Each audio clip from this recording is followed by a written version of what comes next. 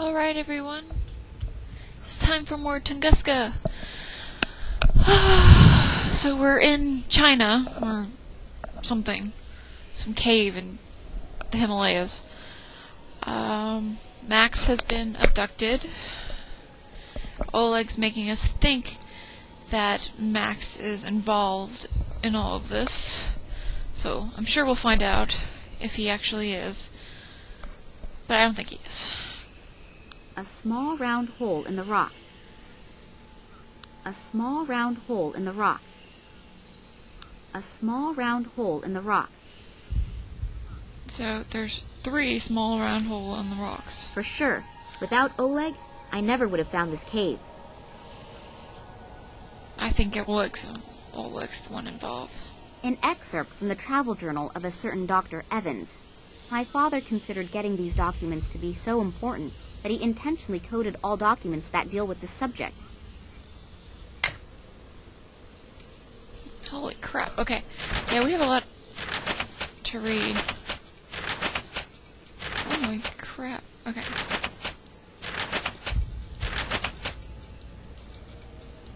Okay.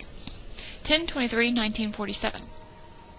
I've only been here in northern India for a few months, and I've already heard rumors of a mysterious mountain tribe 3 times.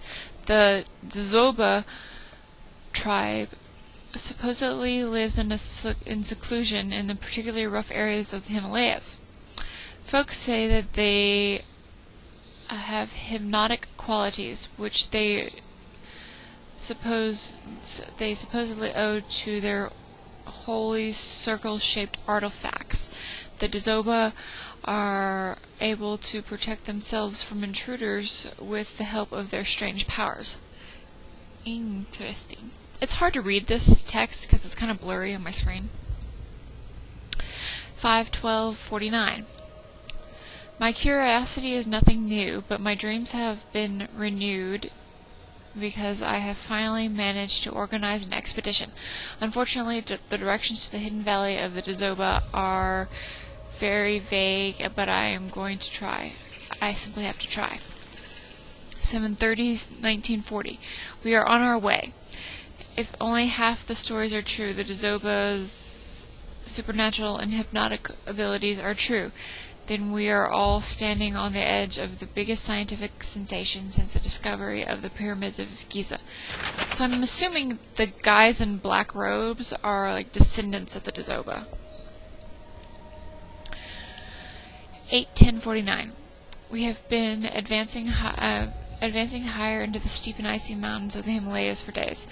I admit sometimes I feel the urge to simply turn around. It's like an inner voice, but my will is stronger for now. 8/14/1949. These cowardly dogs.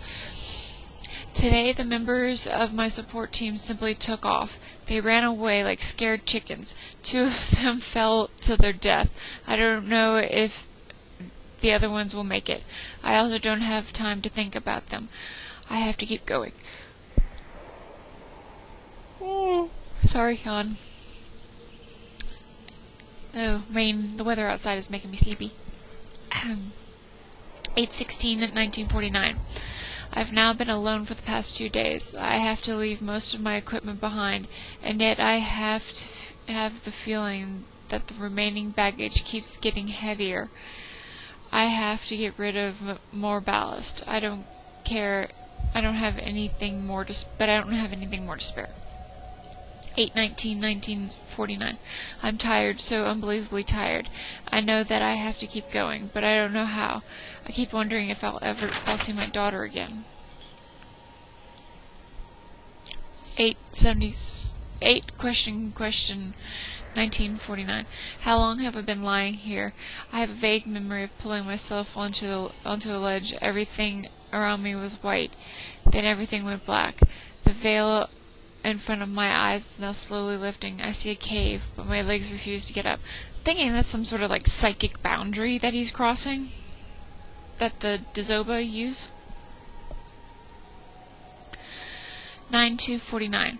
I'm lying in a British hospital in northern India. They told me that I was discovered 10 days ago by Tibetan monks lying unconscious at the bank of a river near the city of Lhasa. Since I have a severe fever, the monks apparently took care of me and then brought me to the military hospital. 9/4/49. They are telling me that I often babbled and confused sentence fragments. The monks wrote my words down. The ruling guardian, he sees everything and he comes from far away. What do these words mean? And what kind of weird sketch is this that I stuck to the back of the diary, which I apparently made myself? It looks like some sort of zodiac sign. I'm desperately trying to remember, but I simply can't. Interesting. 11/30/1953. A lot of time has passed. Time in which I have searched my brain for memories. In vain. I simply have no choice. I have to go back. I'm going to try to organize a new expedition as soon as possible. 3/27/1955. I have everything together. It took him 3 years. A map of the region, a couple of scientists, the necessary support team. But I can't set off. Instead, I have to argue with the rich idiots who don't believe me and don't want to finance my expedition. 9/1/59. If a miracle doesn't happen now, I will never be able to finish my life's work. The rich snotty upstairs refused to give me any money, and the banks don't want to either. They are banishing the fascinating Dzoba tribe into the realm of myths and legends. So this is the thing that he drew. It does look like a zodiac sign.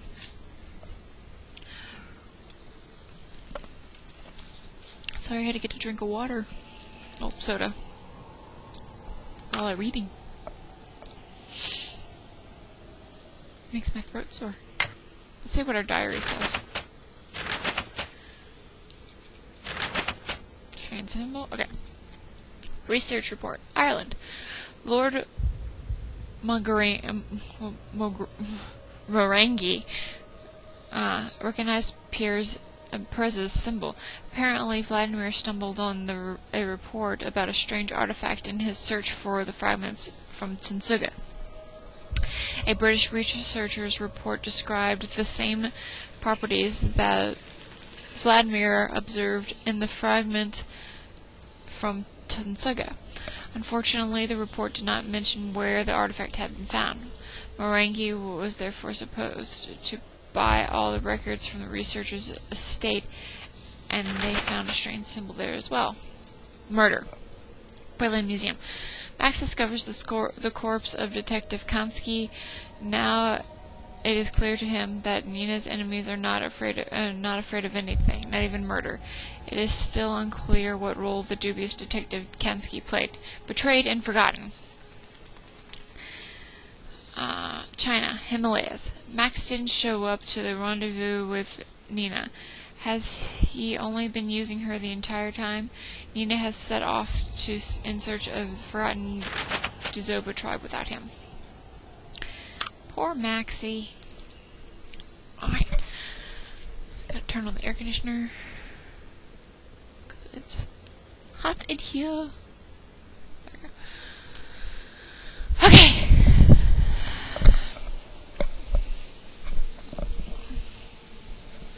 Let's continue.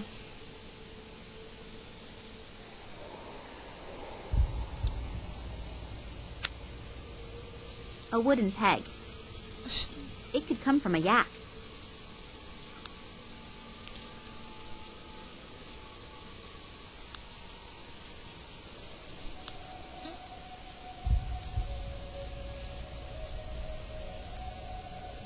I can push the part into the opening without any problems, but nothing is happening.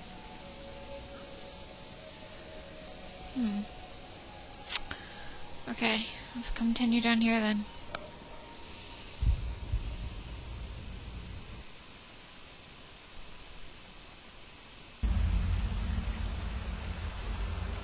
Patterns were chiseled into the rock here. I wonder what they mean.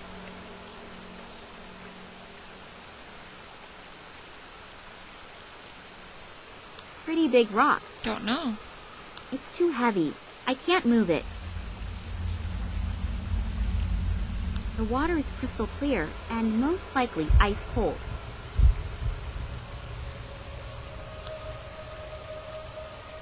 I can't reach it from here.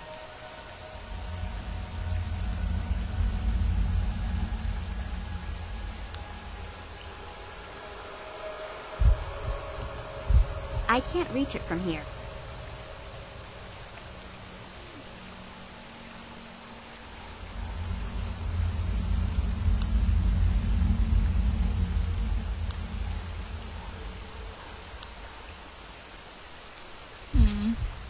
Patterns were chiseled into the rock here. I wonder what they mean. I don't know, Nina.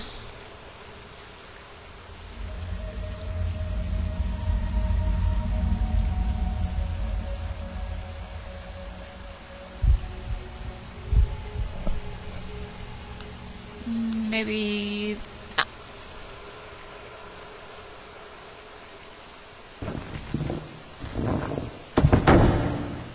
I was lucky that there is another Oh yeah, drain. that's smart. Otherwise, the entire cave would probably be underwater already.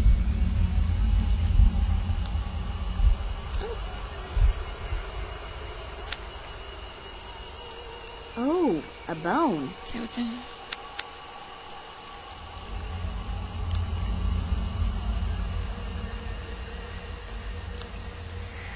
Let's go back out here.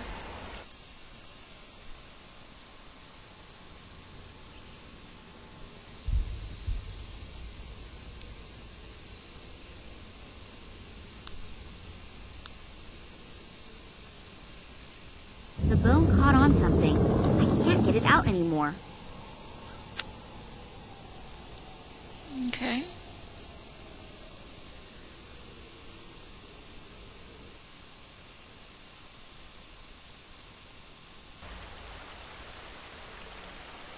Patterns were chiseled into the rock here. I wonder what they mean.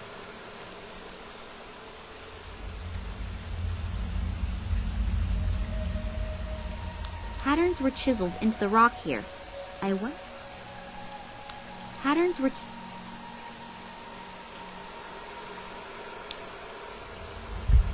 Patterns were chiseled... This room emanates a weird atmosphere. I can't describe it exactly. Unreal. As if one is entering a different world. The head was chiseled directly out of the massive rock face. It depicts the fall of a huge, unshapely object. The broken down trees around the crash site remind me a bit of photos that I once saw of the Tunguska region after the 1908 catastrophe. Small humans flee from a huge, unshapely object into a cave.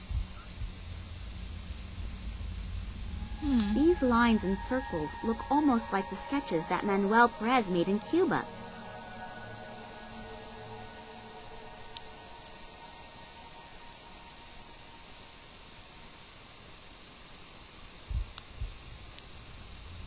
There's this light coming up from down there that bathes the room in this strange atmosphere.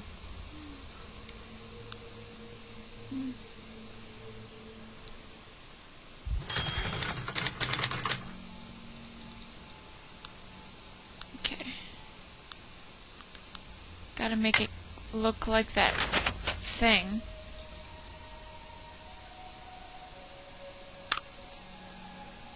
Wrong inventory. An excerpt from the travel journal of a certain Dr. Evans. My father considered getting these documents to be so important.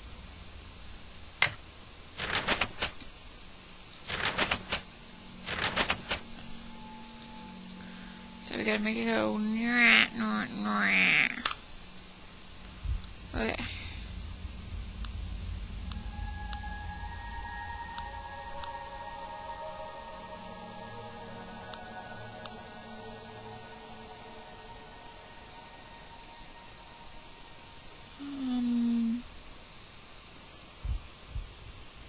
Is that right?